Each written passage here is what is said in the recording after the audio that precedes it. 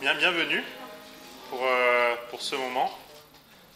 C'est toujours bien de se rappeler que voilà, on peut être reconnaissant pour la possibilité qu'on a de se retrouver, de se réunir ensemble, c'est vrai, mais pour le Seigneur, pour être dans sa présence. Et il veut qu'on ait ce temps avec lui ensemble pour pouvoir nous parler et pour tout simplement pouvoir prendre un temps particulier avec nous. Je vous propose de vous lever pour ceux qui peuvent. Et on va commencer par ce premier chant, Triomphons, chantons d'allégresse, le 16. Numéro 16.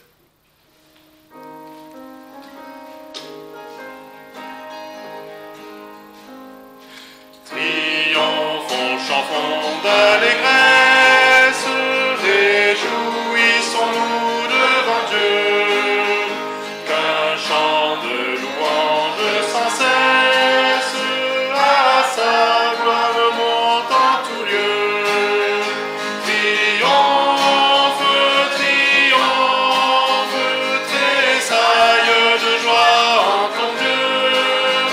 Triomphe, triomphe, tressaille de joie en ton Dieu. Chantons à celui qui s'avance dans les cieux éternels. Il fait entendre avec puissance sa voix, c'est le Dieu d'Israël. Triomphe, triomphe, tressaille de joie en ton Dieu. Triomphe, triomphe, tressaille de joie en ton Dieu. Il donne à son peuple victoire, puissance, force, liberté. À notre Dieu rendons la gloire, louons sa sainte majesté. Triomphe, triomphe, tressaille de joie en ton Dieu. Triomphe, triomphe, tressaille de joie en ton Dieu. De concert avec les saints anges, faisons retentir notre voix. Chantons à jamais les louanges de l'agneau divin mis à croix. Triomphe, triomphe, tressaille de joie en ton Dieu. Triomphe, triomphe, tressaille de joie en ton Dieu.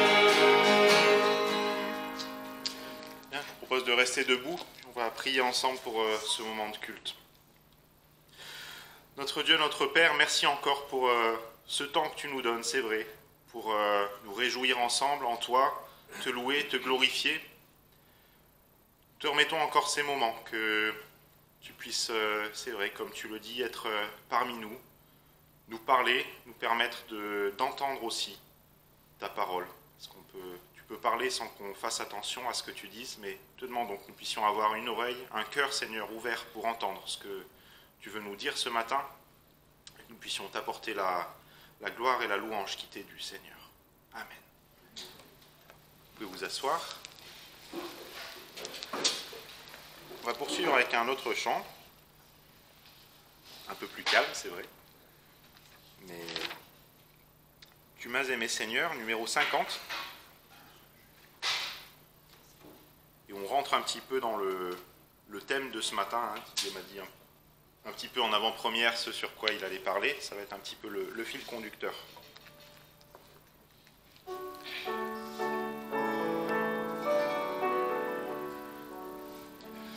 Tu m'as aimé, Seigneur, avant que la lumière brillât sur l'univers, que ta voix a formé et que l'astre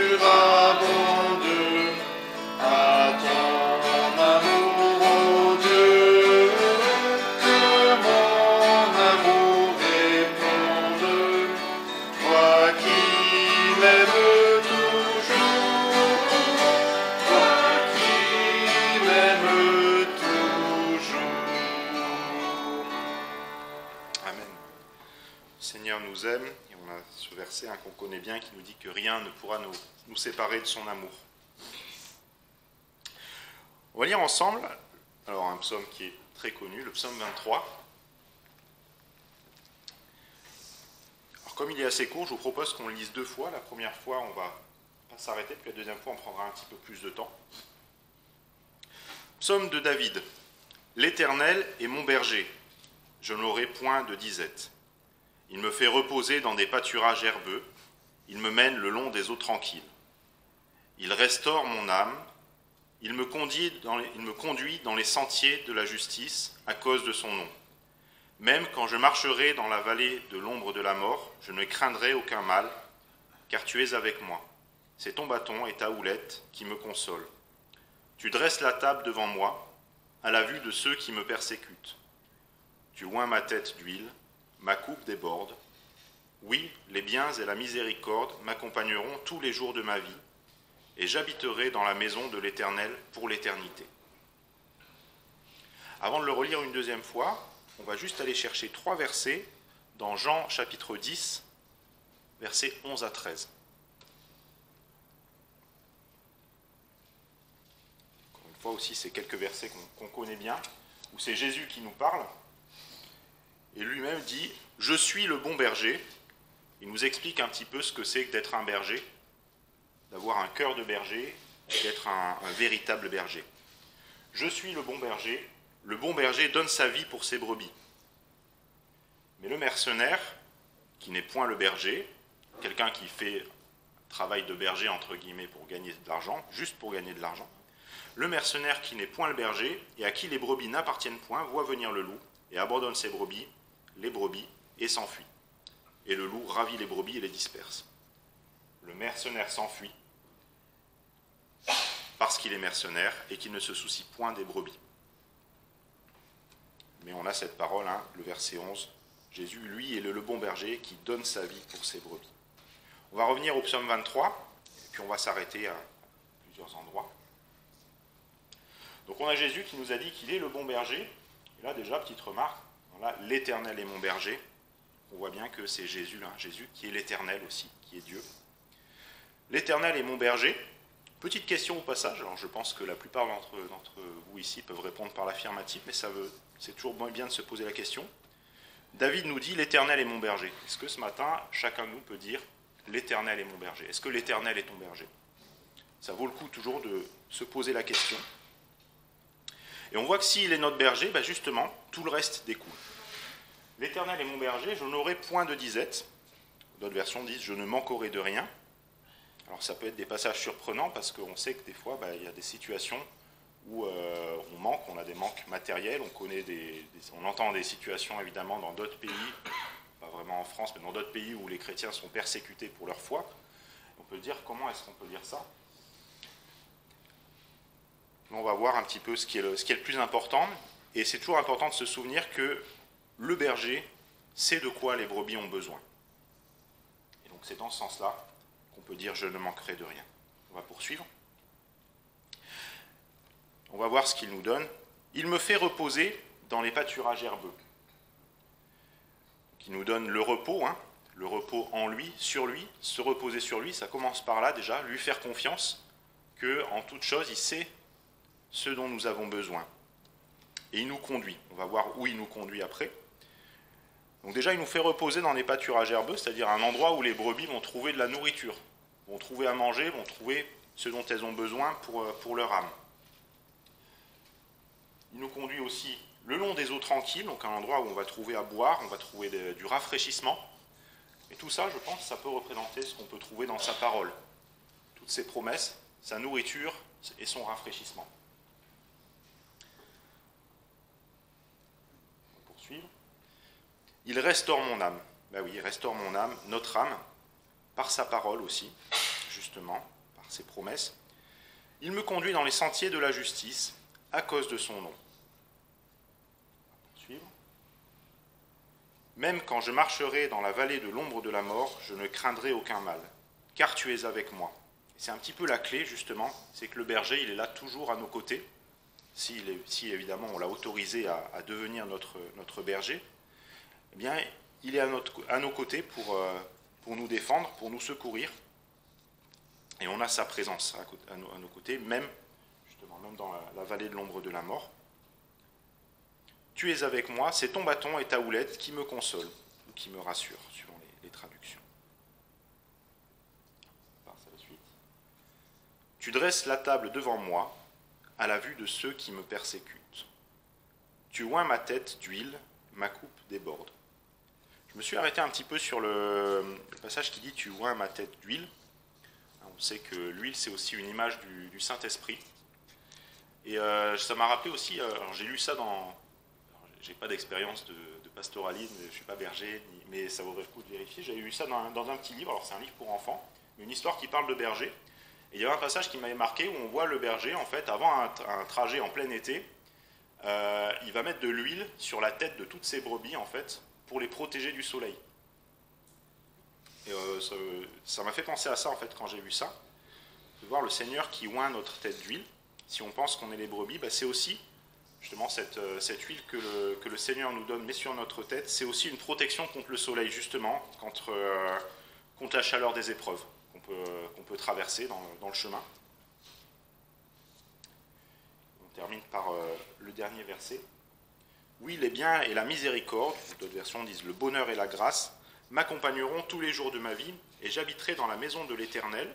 Alors certaines traductions disent jusqu'à la fin de mes jours, et là ça va encore plus loin, on voit pour l'éternité, c'est-à-dire jusque dans la vie éternelle. Déjà on a sa présence à nos côtés chaque jour ici-bas, et c'est déjà merveilleux, mais on sera avec lui aussi dans sa présence pour l'éternité. Et ça c'est encore autre chose, c'est encore plus loin, et c'est aussi ce qui nous permet d'avancer, de regarder vers l'avenir, vers le bout. On va passer à un autre chant, chanter ensemble justement, toujours dans ce thème, un petit peu du berger et de son amour. Il me conduit, numéro 152.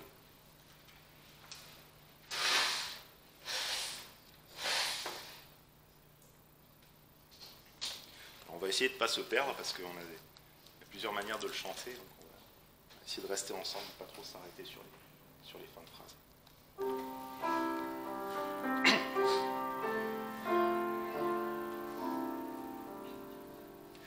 Il me conduit douce pensée, repos pour mon âme lassée, en tout lieu son regard me suit, et par la main il me conduit. Il me conduit désormais, pour lui je veux vivre. Brebis fidèle, je veux suivre le bon berger qui me conduit. Jésus sur moi veille sans cesse, dans la joie et dans la tristesse, dans le jour comme dans la nuit, quand pas sa main me conduit. Il me conduit désormais, pour lui je veux vivre. Brebis fidèle, je veux suivre le bon berger qui me conduit. Comme un rempart, il me protège, il me préserve de tout piège. Loin de moi l'ennemi s'enfuit, quand par la main Christ me conduit. Il me conduit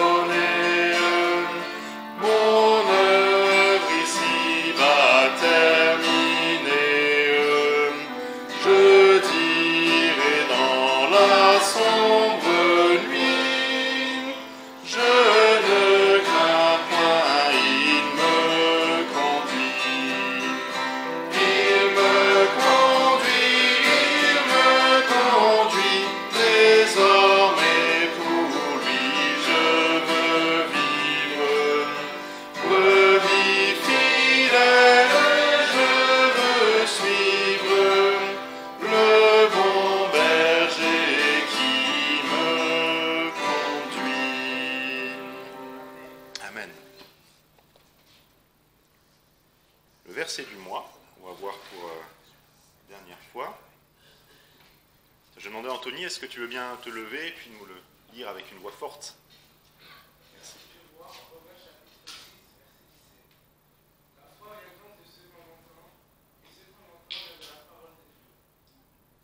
Amen. Merci.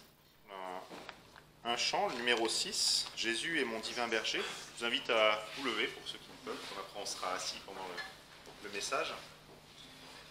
Donc, vous allez reconnaître, hein, c'est largement basé sur le psaume 23. Donc, on va pouvoir chanter ensemble ce qu'on a lu tout à l'heure.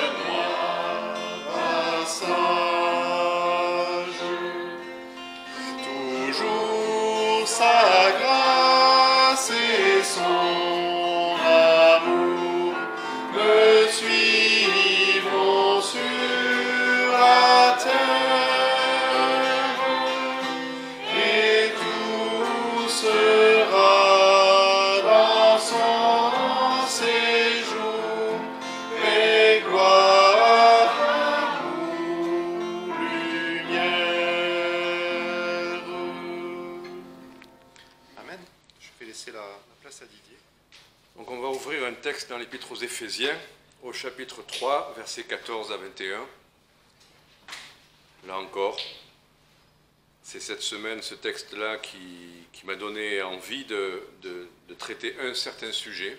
Donc Éphésiens chapitre 3, versets 14 à 21. Je vais prier juste avant de commencer. Seigneur, tu peux parler à nos cœurs en douceur, c'est un murmure doux et léger que tu veux faire entendre à nos oreilles. Tu pourrais parler dans le tonnerre, dans le tremblement de terre, tu pourrais parler d'une grosse voix, mais tu as décidé de nous parler ainsi. Seigneur, merci toujours de nous révéler de ta personne, ta miséricorde, ta grâce, ta bonté, tes bienfaits, ce que tu es toi, pour qu'on puisse détourner nos regards de nous-mêmes, ce que nous sommes et ce que nous faisons ou ne faisons pas. Merci, Seigneur, de parler par ces textes qu'on va ouvrir ce jour et que ça ait un effet dans nos vies, peut-être que ça remplisse nos cœurs pour qu'on ait ensuite de quoi transmettre à d'autres. Au nom de Jésus-Christ. Amen. Donc, Éphésiens chapitre 3, verset 14. On va lire jusqu'au verset 21. C'était l'apôtre Paul qui parle et qui dit « C'est pour ce sujet que je fléchis les genoux devant le Père de notre Seigneur Jésus-Christ, de qui toute famille, dans les cieux et sur la terre tire son nom, afin que, selon les richesses de sa gloire, il vous donne d'être puissamment fortifiés par son esprit dans l'homme intérieur, afin que Christ habite dans vos cœurs par la foi, et que, enracinés et fondés dans la charité, vous puissiez comprendre avec tous les saints quelle en est la largeur, la longueur, la profondeur et la hauteur, et connaître l'amour de Christ qui surpasse toute connaissance, afin que vous soyez remplis de toute la plénitude de Dieu. Or, à celui qui peut faire par la puissance qui agit en nous infiniment plus que tout ce que nous demandons et que nous pensons, à lui soit la gloire dans l'Église, par Jésus-Christ, dans tous les âges, au siècle des siècles. Amen. Voilà, quels que soient nos besoins, quelles que soient nos épreuves, quelle que soit notre marche avec le Seigneur a cela en réserve. L'apôtre Paul prie pour qu'il soit rempli, pour qu'il soit puissamment fortifié, pour qu'il soit enraciné dans l'amour, enraciné et fondé, et que Christ habite dans vos cœurs par la foi. Là, le mot « habiter », ce n'était pas l'idée que Christ vienne habiter, mais le mot « habiter », qu'il prenne toute la place. Voilà. Parce que là, il parle à des chrétiens. On ne peut pas demander à quelqu'un de... Je ne vais pas demander à mon épouse de venir habiter avec moi, alors que ça fait des années qu'on vit sous le même toit.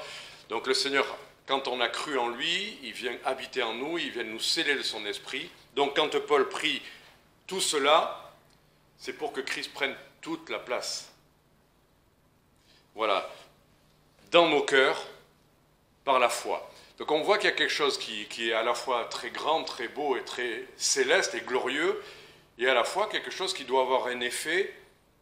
Là, c'est à 2 reprises dans nos cœurs, où il est dit que c'est dans l'homme intérieur. Donc on voit bien que ce qu'on est en train de lire, ce que l'apôtre Paul priait, ce que le Seigneur veut pour nos vies, c'est bien une vie intérieure. On peut avoir un bon témoignage, on peut faire bonne impression. Là, je suis avec une belle cravate, je suis bien rasé, j'ai l'air en forme, on peut se dire super, voilà. Mais vous ne savez pas ce qu'il y a à l'intérieur. Et chacun d'entre nous aujourd'hui, on peut faire bonne impression, avoir eu même des bonnes paroles, mais qu'est-ce qu'il y a vraiment dans l'homme intérieur? Est-ce que nous vivons ce pour lequel l'apôtre Paul priait, puissamment fortifié? Et si ce n'est pas le cas, si on est un peu ébranlé, si on est un peu abattu, si on n'est pas rempli, ben, le Seigneur veut qu'on soit rempli, veut qu'on connaisse tout cela. Et c'est bien quelque chose de concret, puisqu'il dit, c'est bien la puissance qui agit en nous dont il parle. Là, le Seigneur ne nous dit pas quelque chose qu'on aura dans les cieux. C'est bien ici-bas, dans notre vie chrétienne, qu'il veut qu'on ait ça, et c'est par sa puissance. C'est ça qui est merveilleux de nous dire aussi, c'est que qui que nous soyons, quoi que nous traversions, ce que l'apôtre Paul priait, eh bien c'est quelque chose pour lequel la puissance de Dieu peut agir.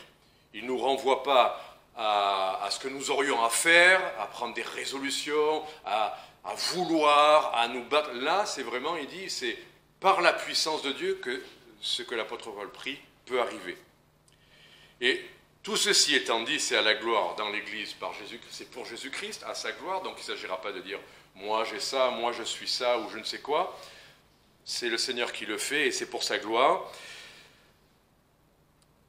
Mais ce qui m'a intéressé au plus haut point dans ce texte, c'est le moyen par lequel le Seigneur va faire tout ça. Là, je mettais ça un peu en opposition avec des résolutions, avec des choses des décisions qu'on prendrait. Et le monde évangélique parfois vous dit, si ça ne va pas, alors il faut faire ça, et faites ça, ou ne faites plus ça, ou faites comme ça, et faites ci, et faites ça. Et là, le Seigneur nous parle vraiment d'autre chose. Il nous donne un moyen, et c'est lui qui le met à notre disposition. C'est comprendre quelque chose. Nous avons besoin de comprendre quelque chose. Avec tous les saints. Ce n'est pas réservé à quelques-uns, une élite, des gens particuliers. Et là, il y a une petite difficulté grammaticale. Parce que la phrase est construite un peu... étrangement, je vais dire. Que vous puissiez comprendre avec tous les saints quelle en est la largeur, la longueur, la profondeur et la hauteur. Quelle en est? De quoi est-il question? Quelle en est? En général, vous mettez une phrase comme ça qui vous renvoie à quelque chose qui vient d'être dit. Voilà, quelle en est? Il a dit quelque chose et il dit quelle en est la largeur, la hauteur. Vous relisez le texte, c'est la charité. Oui, la charité, l'amour. Comprendre l'amour, voilà. Ou Christ, qui habite dans nos cœurs dans la foi, je ne sais pas. Quelle en est la largeur, la profondeur? Quel est l'objet? C'est la charité sans doute. Mais étonnamment, vous avez le verset 19 qui dit « et connaître l'amour de Christ ». Alors, je ne suis pas un spécialiste en français, mais j'ai l'impression que même si c'est construit un peu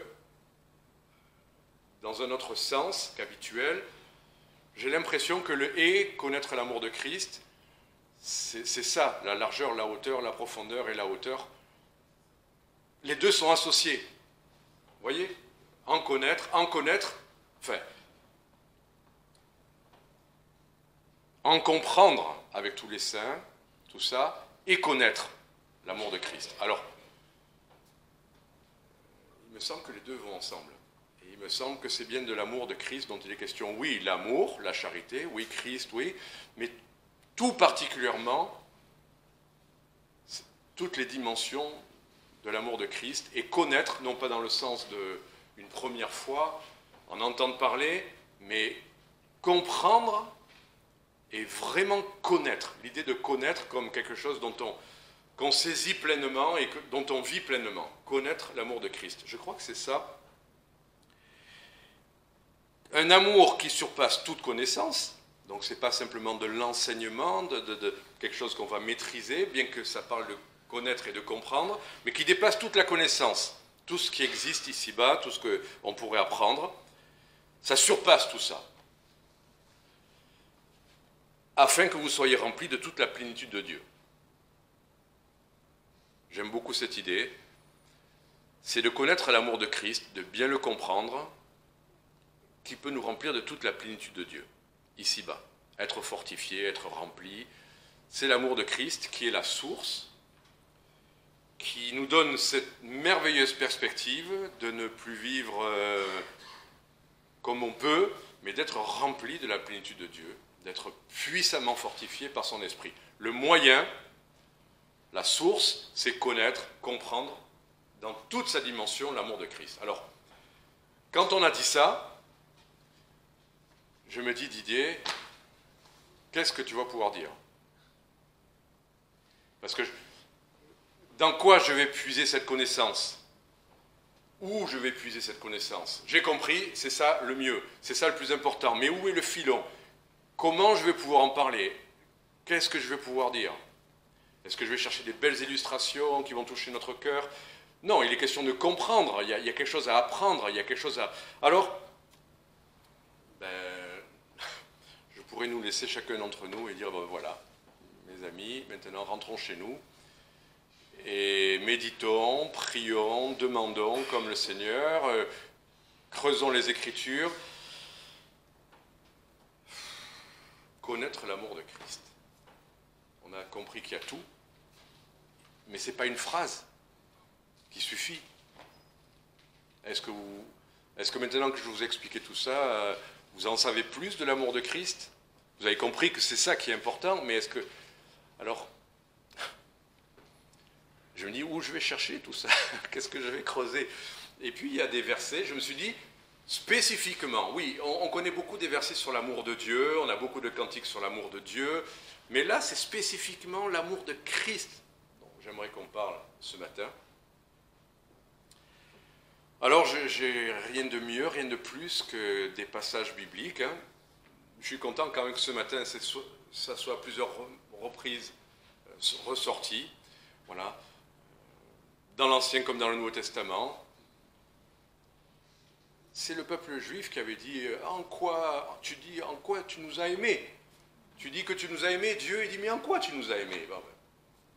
il y avait un mauvais état d'esprit pour pouvoir oser dire ça, parce que le Seigneur a approuvé bien des fois qu'il nous aime. Mais là, aujourd'hui, pour Christ, j'aimerais qu'on creuse un tout petit peu. Je n'ai pas des tonnes et des tonnes d'abondance de choses dans mon cœur, mais je sais que j'ai trouvé quelques textes qui nous donnent des éléments qu'il nous faudra creuser. Alors, on va parler de l'amour de Christ, et puis, comme il est dans ce texte question aussi des effets dans la vie des croyants, on va parler des effets que ça a dans nos vies, puis on va parler aussi de quelque chose l'effet, c'est quand on met en pratique ou qu'on vit quelque chose. Alors, on va voir tout ça avec plusieurs textes. Et je ne vais pas en parler à chaque fois pendant des heures de chaque texte, parce qu'il y a plusieurs textes. On va parler de l'amour de Christ. Paradoxalement, j'ai d'abord pensé à des versets qui parlent de l'amour de Dieu, manifesté en Jésus-Christ. On va les voir rapidement. Une chose dont il faut se souvenir, c'est que l'amour de Christ, nous n'en sommes pas dignes. Ne cherchons pas en nous-mêmes quelque chose qui donne une raison à Dieu de nous aimer. Parce que les gens, quand ils veulent être aimés, ils se disent, il faut que je sois beau, il faut que je sois brillant, il faut que je réussisse. Et c'est ça qui fait que les gens vont m'aimer. Aujourd'hui, beaucoup, les jeunes, ils cherchent à attirer l'attention sur des choses qui sont pour que les gens de leur bande ou les gens autour d'eux les aiment. L'amour de Dieu, c'est pas ce que nous sommes qui nous en rend dignes. On ne le méritera jamais. Romains 5,8, c'est presque, ça peut nous aider peut-être à accepter cette idée qu'il nous aime. C'est paradoxalement le contraire. C'est parce que nous ne sommes pas aimables, mais parce que nous sommes indignes, que Dieu nous aime. Romains 5,8, il dit « Mais Dieu », avant il y a toute une description de ce qu'on est sans lui, « Mais Dieu fait éclater son amour envers nous, en ce que lorsque nous étions encore des pécheurs, Christ est mort pour nous. Étant donc maintenant justifiés par son sang, à plus forte raison serons-nous sauvés par lui de la colère de Dieu. » On a compris, il nous a aimés, Christ est mort pour nous, il est mort pour nos péchés. On était encore pécheurs. Mais Dieu nous a aimés et Christ est mort pour nous. C'est ça qui fait éclater. Vous voulez une explication qui prouve que Dieu vous aime ?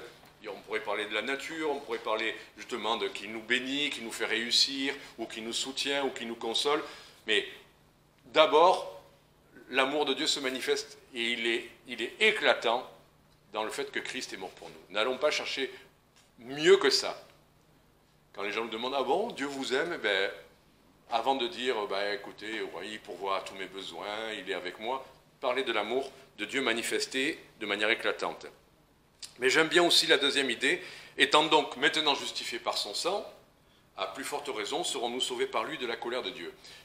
Je suis blessé quand des gens qui sont chrétiens, qui ont compris qu'ils ne seront sauvés que parce que Christ est mort pour leurs péchés, après, ils ont des troubles, ils ont des questions sur oui, mais maintenant que je suis chrétien, je ne fais pas ci, ou je n'ai pas fait ça, ou je marche. Et ils sont troublés, ils ne sont pas sûrs que le Seigneur les sauvera pour l'éternité. Ils ont peur de ne pas en faire assez, ou peur de ne pas être pris. Et c'est choquant. Parce que là, on va dire, oui, le Seigneur est mort pour nos péchés, mais après, ça dépend de vous un peu quand même. Si vous ne faites pas ci, ou si vous ne faites pas là. Et là, l'apôtre Paul est obligé de dire, maintenant qu'on est justifié par son sang, maintenant qu'il nous a sauvés, maintenant qu'il est mort pour nos péchés, mais à plus forte raison. Avant, on était ennemis de Dieu, on ne l'aimait pas, on ne se souciait pas de lui, on n'écoutait pas sa parole, on faisait n'importe quoi. Et il nous a aimés au point que Christ soit mort pour nos péchés. Et maintenant qu'on est pardonné, qu'on est justifié, là d'un coup, il n'aurait plus envie ou plus la capacité de nous sauver.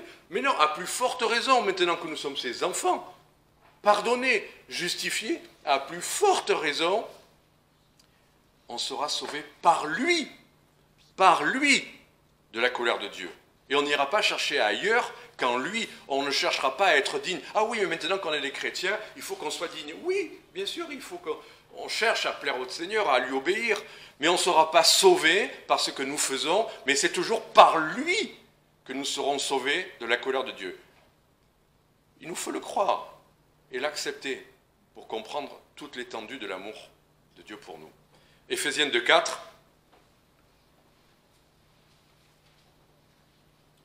Ça commence de la même manière. Mais Dieu, encore. Pour qu'on se rappelle toujours que si Dieu montre son amour, c'est toujours parce qu'on en est indigne, mais Dieu, qui est riche en miséricorde, à cause de la grande charité dont il nous a aimés. À cause, ne cherchons pas plus loin, à cause du grand amour, de la grande charité dont il nous a aimés. C'est ça la cause. C'est tout. Il nous a aimés. Et qu'est-ce qu'on peut répondre à ça? Il nous a aimés.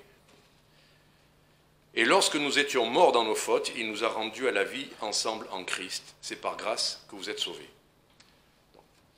L'amour de Christ, c'est un amour dont on est indigne. Du début à la fin de notre pèlerinage terrestre. Bien qu'on veuille, on tende à la perfection, qu'on veuille lui obéir, qu'on veuille lui plaire, on en sera toujours indigne. Nous en serons jour après jour toujours indignes. Il ne nous aimera pas parce que nous sommes des gentils chrétiens, il nous aimera parce que, mais Dieu. Et si vous avez envie de dire autrement que mais Dieu, vous êtes en train de désavouer ce qu'il vous dit. Alors, après vous avez Éphésiens chapitre 5, versets 25 à 33. Puisque je voulais parler de l'amour de Christ, là on a parlé de la nature de l'amour de Christ. Là, il y a quelques éléments qui nous montrent concrètement cet amour manifesté. Éphésiens 5, 25 à 33. Il est question de Marie. Alors c'est l'ordre pour les maris d'aimer leurs femmes.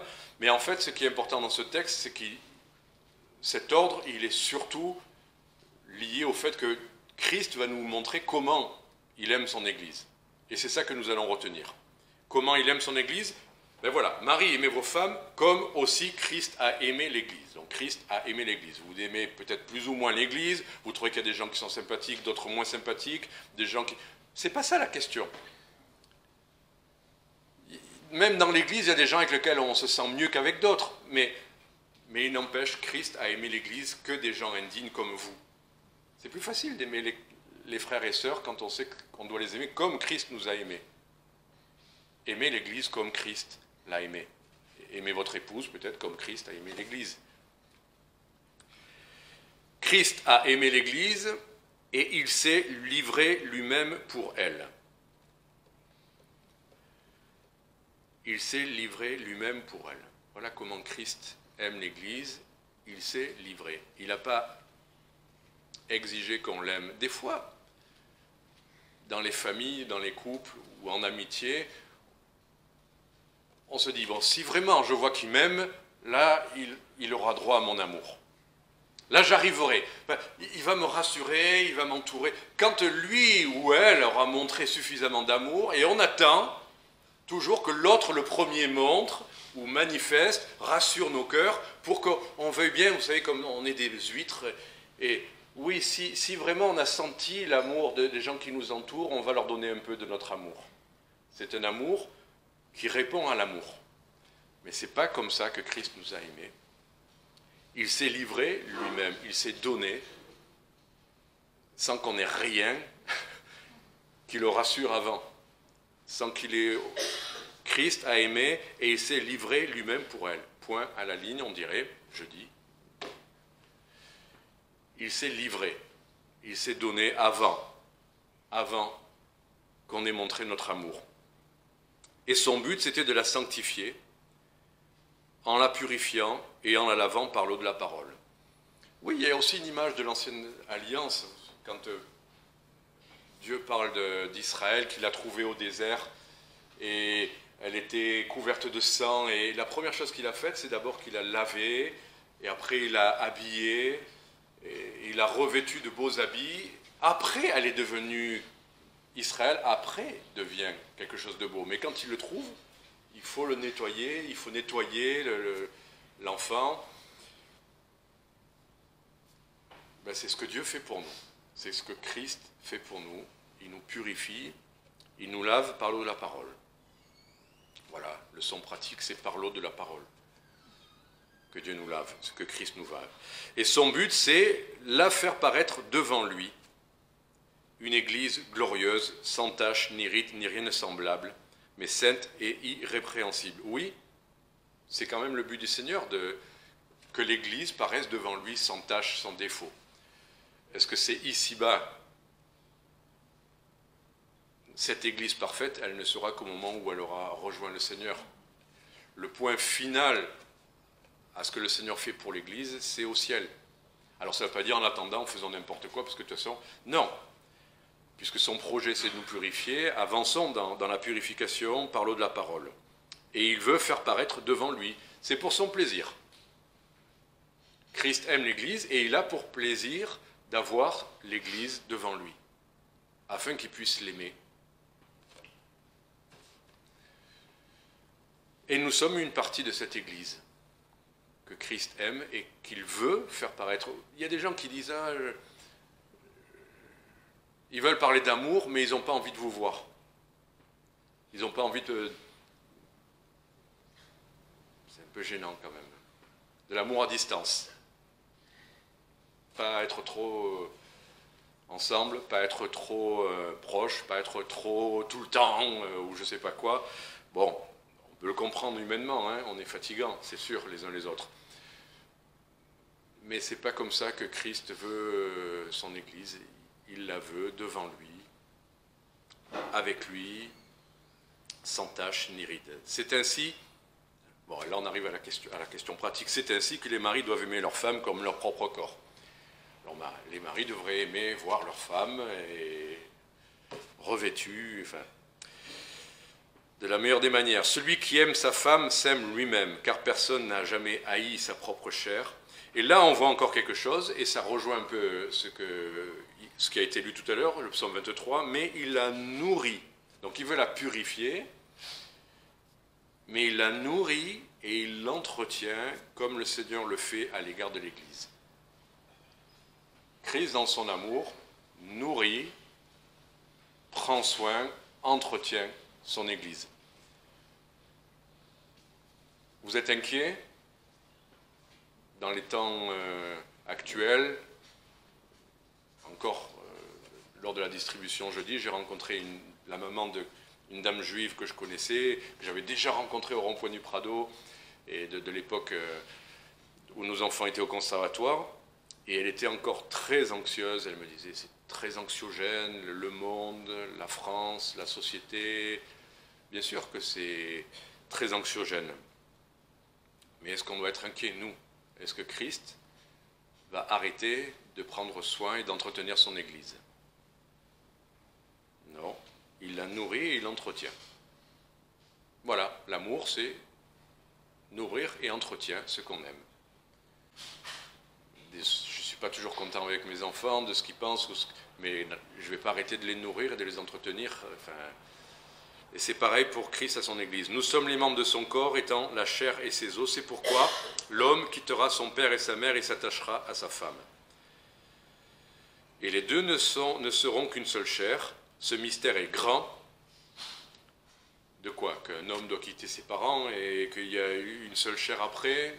C'est ça le mystère? Non, le mystère, c'est Christ et l'Église. Christ a quitté son père, la gloire céleste, son confort, pour venir chercher son Église. Il a tout quitté. Est-ce que nous, on ne devrait pas se rappeler de ça? Et c'était pour s'attacher à nous qu'il a quitté le ciel. Voilà. Est-ce que ça nous rassure que Christ ait quitté le ciel même? Est-ce que quelqu'un qui quitterait son confort pour venir passer du temps avec vous, qui ferait des sacrifices pour vous, ça vous montrerait un peu de son amour quand même? Quelqu'un qui vivrait dans une magnifique maison avec tout le confort et qui viendrait habiter dans votre petit appartement, parce qu'il vous aime, ça vous rassure, ça vous prouverait quand même un peu de son amour. Voilà. Donc, Voilà l'amour que Christ manifeste encore aujourd'hui. Et j'aimerais qu'on lise Romains 5.1.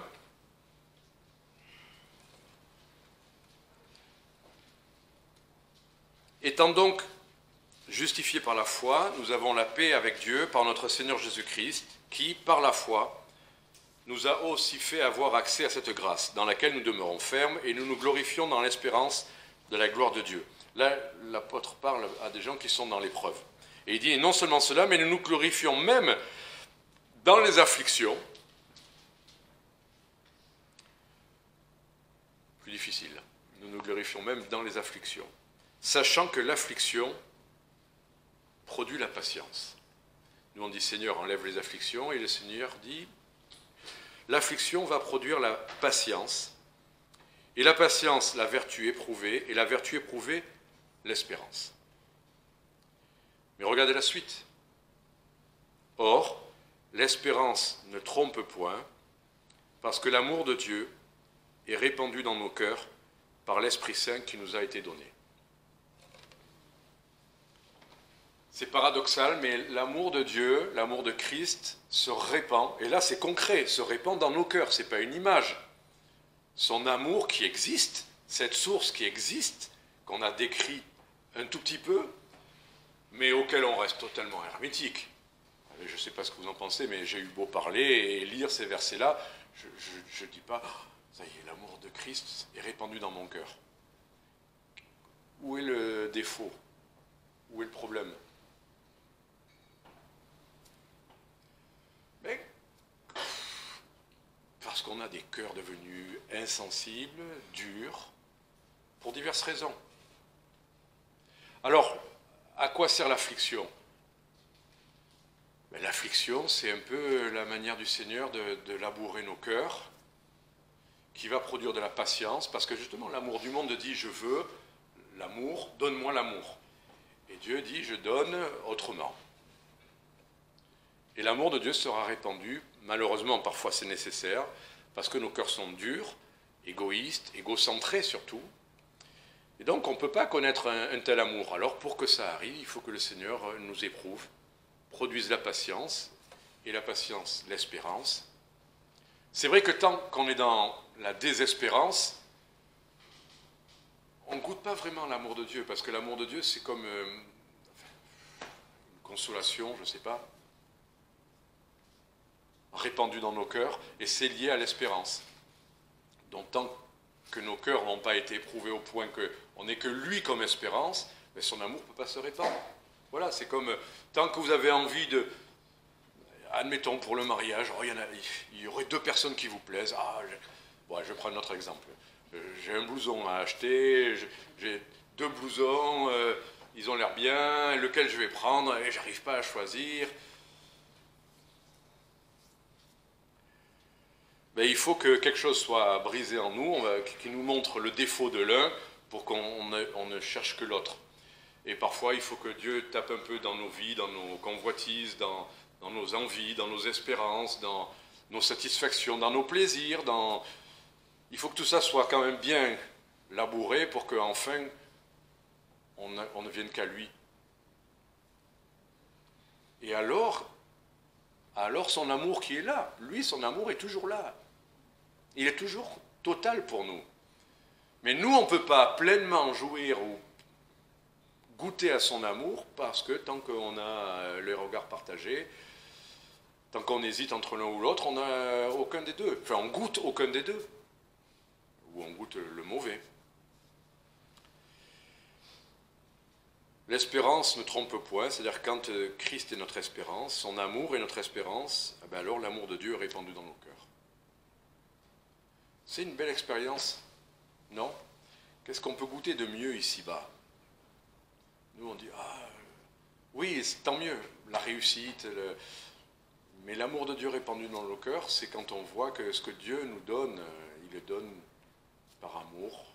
C'est son amour qui compte, c'est pas la chose en elle-même.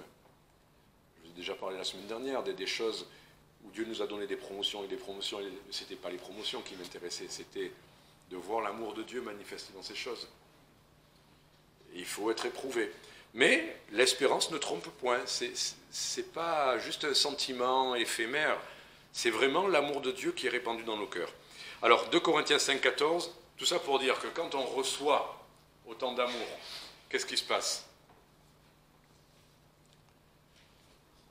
Voilà, merci Jacqueline, il déborde. Quand l'amour de Dieu, qui est si grand, est répandu dans nos cœurs, il déborde et les gens enfin reçoivent un peu d'amour de nous. Il y a des gens naturellement qui sont plus empathiques, plus sympathiques et tout ça, mais l'amour de Dieu, ça ne dépend pas de nous, si c'est l'amour de Dieu. Vous n'êtes pas empathique, vous n'êtes pas naturellement... Mais peu importe, vous êtes qu'un vase, on s'en moque du vase, c'est le contenant qui compte. Si vous êtes vraiment celui qui a goûté à l'amour de Christ, c'est l'amour de Christ que vous transmettrez aux autres et que les gens verront. C'est pour ça que 2 Corinthiens 5, 14 nous dit « L'amour de Christ nous presse ». La charité, l'amour, c'est le même mot bien sûr, nous presse, étant persuadés que si un seul est mort pour tous, tous donc sont morts. Un peu bizarre comme phrase, mais le verset suivant nous aide à comprendre. Le verset suivant nous aide à comprendre. Et il est mort pour tous, afin que ceux qui vivent ne vivent plus pour eux-mêmes, mais pour celui qui est mort et ressuscité pour eux. L'amour de Christ nous presse. Qu'est-ce que ça veut dire ça? Ça veut dire, si vraiment on a compris l'amour de Christ, ce que lui a fait pour nous, normalement ça nous met un peu la pression. Dans le sens où si lui a fait ça pour nous, et nous, on va recevoir pour recevoir. Non. Puisque Christ s'est donné pour nous, ça nous donne un exemple, mais aussi ce qu'il faut pour vivre pour les autres. Et voilà là où était le problème. On vivait pour nous-mêmes. Tant qu'on vit pour nous-mêmes, on n'est pas rempli. Parce que le robinet n'est pas dans le bon sens. Le robinet est censé être tourné vers les autres. Alors si vous le tournez vers vous, ça ne va pas. L'amour de Christ nous presse parce qu'il est mort pour tous, afin qu'on ne vive plus pour nous-mêmes. Voilà. Ah, on a compris quelque chose. Et là, c'est la deuxième partie qui sera beaucoup plus courte. J'essayais quand même, vous voyez, j'essayais quand même de transmettre quelque chose dans ce qu'on vient de dire. C'est pour ça que ça a été un peu long, avoir quelque chose à dire sur l'amour de Christ. Mais alors, quand on a compris, connu cet amour, c'est pas pour dire « Ah, je suis bien maintenant, je suis heureux, voilà, matin au soir, je suis bien, parce que l'amour de Dieu est répandu dans mon cœur. Et alors la vie est belle pour moi. » Et vous allez voir, ça s'arrête immédiatement. Parce que c'est pas le but. Non. L'amour de Dieu, c'est immédiatement, quand on comprend ça, c'est pour le transmettre. Voilà, c'est le seul moyen. Allez, vous connaissez cette image, mais en Israël, il y a la mer Morte et le lac de Galilée. La mer Morte, elle reçoit beaucoup plus d'eau que le lac de Galilée. Mais la mer Morte ne donne rien. Elle est fermée au bout. Et donc l'eau arrive, et l'eau est salée, et rien n'y vit, parce qu'elle ne donne pas. Alors que le lac de Galilée, qui reçoit beaucoup moins, il transmet tout de suite, c'est le Jourdain, et c'est toujours de l'eau où il y a des poissons, où il y a de la vie, etc., etc. Voilà, donc l'amour de Christ nous presse, c'est pas pour qu'on soit bien, même si on est heureux, même si tant mieux, il y a de l'eau vive, et c'est parce qu'on a compris qu'il faut transmettre. Alors, 1 Jean 4, 7, et là je ne développerai pas, je vais juste rappeler ces versets. 1 Jean 4, 7 à 11, bien-aimés, aimons-nous les uns les autres, parce que l'amour vient de Dieu. Et quiconque aime est né de Dieu et connaît Dieu. Si vous n'aimez pas les gens, si vous n'aimez pas l'Église, si vous ne voulez pas vivre pour eux, vous n'avez peut-être pas connu Dieu. Si ça ne vous traverse même pas l'esprit. Si vous en êtes encore à vous dire, mais qu'est-ce qui me manque, de quoi j'ai besoin, et qu'est-ce qu'il me faut, et je suis venu ce week-end pour qu'on me fasse ça, et je suis venu à l'église pour recevoir ça, et je ne le reçois pas. Et il y a des chrétiens qui râlent, dimanche après dimanche, que l'église, elle n'est pas assez accueillante, que le pasteur, il est un peu trop intellectuel, ou je ne sais quoi. Et on vient à l'église pour donner. Et vous n'aimez pas les chrétiens? Ah oui, les chrétiens dans l'église, ils sont comme ci, ils sont comme ça, ils ne sont pas comme ci surtout, ils ne sont pas comme ça, ou pas assez ci, ou pas assez ça. j'ai envie de dire purée. Excusez-moi, mais si vous n'aimez pas l'Église, c'est vous le problème, c'est pas l'Église. Parce que Christ l'aime, son Église. Pas parce qu'elle est digne ou aimable, mais parce qu'il l'aime. Et si vous voulez l'aimer, ça sera de l'amour de Christ. Et si vous ne l'aimez pas, c'est peut-être que vous ne connaissez pas Dieu, donc vous n'avez pas cet amour-là. Vous ne pouvez pas l'aimer, parce que si vous cherchez un club de foot, ou vous cherchez un club ben oui, là vous aurez des copains et tout ça, des rigolos. Mais l'Église, c'est pas ça. C'est pas un club où on s'entend bien et on rigole. C'est pas ça. Celui qui n'aime point, il n'a point connu Dieu, parce que Dieu est amour. Si vous connaissez Dieu, vous avez de l'amour. Et donc vous aimerez les frères et les sœurs, c'est ce qui est écrit. Dieu est amour, et l'amour de Dieu envers nous a paru, est-ce que Dieu a envoyé son Fils unique dans le monde, afin que nous vivions par lui. En ceci est l'amour, c'est que ce n'est pas nous qui avons aimé Dieu, mais c'est lui qui nous a aimés.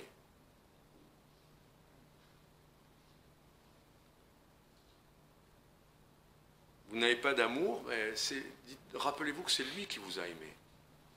C'est ça qui va vous donner de l'amour, de savoir que vous êtes aimé. Et il a envoyé son Fils en propitiation pour nos péchés. C'est ça son amour.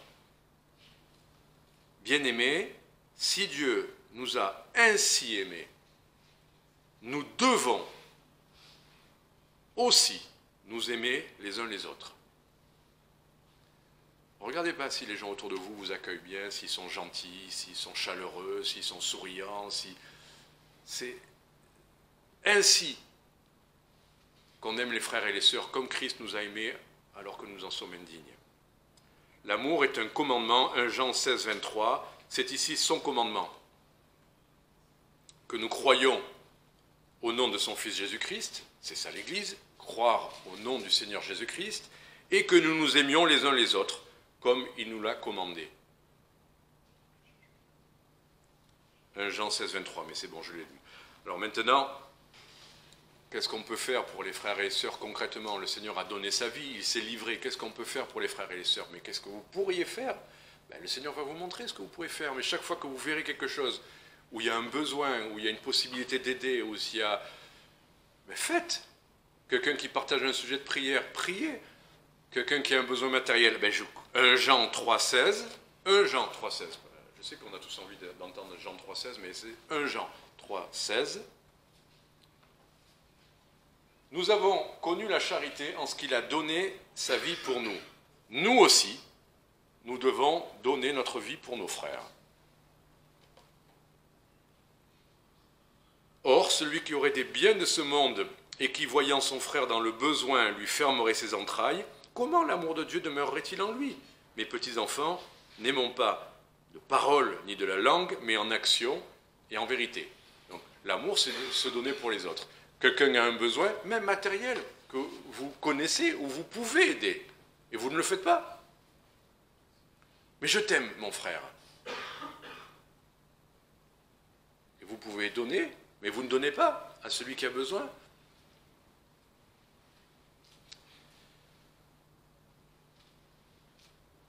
Voilà, vous connaissez 1 Corinthiens 13, on ne va pas le lire. C'est toute la qualité de l'amour que Dieu met en nous. Patience, pas d'orgueil, ne pas s'irriter. Parce qu'on peut donner sans aimer aussi. On peut donner parce qu'on a plus et on voit des besoins, il y a des gens. Mais il faut que ce soit l'amour de Dieu. Ne pas s'enfler d'orgueil, ne pas être malhonnête, ne pas chercher son propre intérêt, ne pas penser à mal, se réjouir de la vérité, croire tout, espérer tout, endurer tout. C'est ça l'amour de Dieu, espérer tout. Et c'est la seule question que le Seigneur Jésus pose à Pierre, vous le savez, Simon. Il aurait pu lui dire, mais il lui posait plein de questions pour le servir. Un entretien d'embauche, on vous demande vos qualifications, vos qualités, vos défauts, on veut tout savoir de vous pour savoir si vous êtes fiable. Et le Seigneur, lui, il dit juste « m'aimes-tu » ? Aimez-vous le Seigneur ? Aimons-nous le Seigneur ?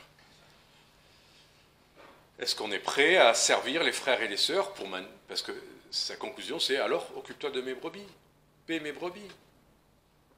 Voilà. Si tu m'aimes, tu t'occupes des frères et sœurs. C'est comme ça que tu vas montrer que tu m'aimes. Pas des belles déclarations, des belles chansons. Occupe-toi des frères et sœurs, donne ta vie pour elles, tes brebis. 1 Corinthiens 16, 22, et c'est la fin. C'est assez tranché. C'est pas trop mon habitude de terminer comme ça, mais le Seigneur a utilisé cette manière de parler. Écoutez bien, 1 Corinthiens 16, 22. Si quelqu'un n'aime point le Seigneur Jésus-Christ, voilà. Beaucoup de gens disent « Ah, mais moi j'aime Dieu, mais ne me parlez pas de Jésus-Christ. » Si vous n'aimez pas le Seigneur Jésus-Christ, qu'il soit anathème. Voilà. Ce n'est pas un chrétien. Celui qui n'a pas compris que l'amour de Dieu est en Christ parce qu'il est mort pour nos péchés, il n'est pas un chrétien. Maranatha, le Seigneur vient. La grâce du Seigneur Jésus-Christ soit avec vous. Mon amour est avec vous tous en Jésus-Christ. Amen. Terminons par la prière. Seigneur, je te demande pardon parce que comment parler dignement de ton amour. Mais si dans ta grâce tu as bien voulu montrer quelque chose, rassurer un cœur, attirer à toi une âme, Seigneur, je t'en remercie. Au nom de Jésus-Christ. Amen. On va terminer avec le chant numéro 119. Je vous invite à vous lever si vous pouvez. Rédempteur adorable. Voilà, on peut se souvenir justement que, comme tu l'as dit, Christ a aimé l'Église, nous a aimés jusqu'à se livrer pour nous. Il a prouvé son amour pour nous à la croix.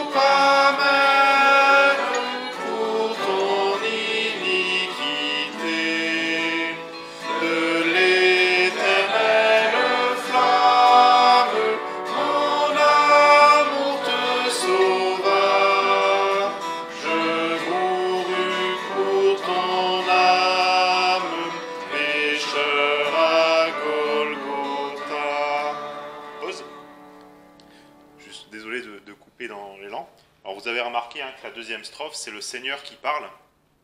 C'est pareil pour la troisième qu'on va chanter. Et par la quatrième, c'est un peu notre réponse. Voilà. C'est évident, mais ça va toujours mieux en le disant. Le sang de mes blessures, ma couronne de roi, toutes ces meurtrissures, comprends-le, c'est pour toi. J'ai subi ta souffrance, j'ai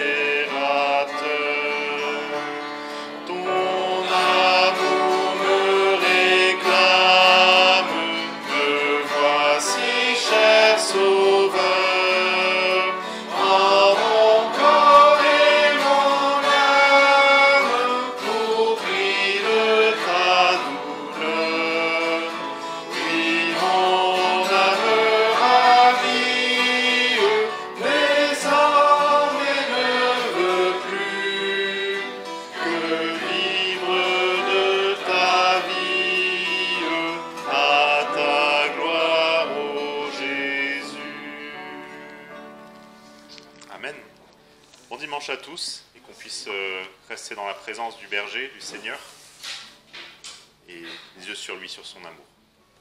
Bon dimanche.